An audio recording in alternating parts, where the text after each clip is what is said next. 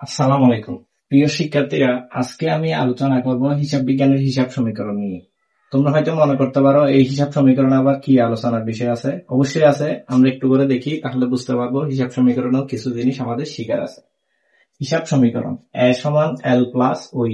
আমরা এ দিয়ে বুঝি সম্পদ, এল দিয়ে বুঝি দায় এবং ওই দিয়ে বুঝি মালিকানা সত্ত্ব। কিন্তু মজার বিষয় হলো আমাদের পরীক্ষায় একটা এমসিকিউ আসে, সেটা হলো এই সমীকরণটা নিয়ে। তখন এই সমীকরণটাকে বিভিন্নভাবে দেওয়া থাকে, আমাদেরকে ওখান থেকে জিজ্ঞেস করা হয় সঠিক সমীকরণটা কোনটা। তো আমাদের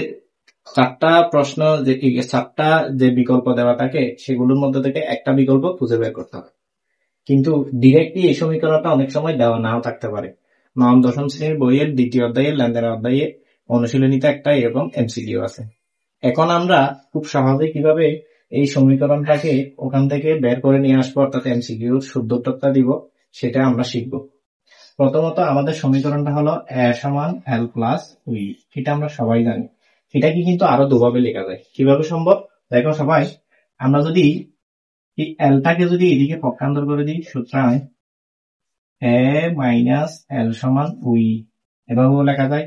অথবা আমরা যদি দ্বিতীয়বারে ওইটাকে এদিকে পক্ষান্তর করে দিই, তখন এটা সমান লেখা যায় এল। তাহলে আমাদের এখন সূত্রটা কয়টা হলো? 1, 2, 3।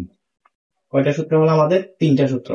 এভাবে আমি পরীক্ষায় এই 3টা বিকল্প সূত্রের মধ্যে 3টা সূত্র যেটাই আমি আমার নৈর্ব্যক্তিকের উত্তরের মধ্যে ওই বিকল্পের মধ্যে পাবো, সেটাকে আমি আমার উত্তর হিসেবে বেছে নিব।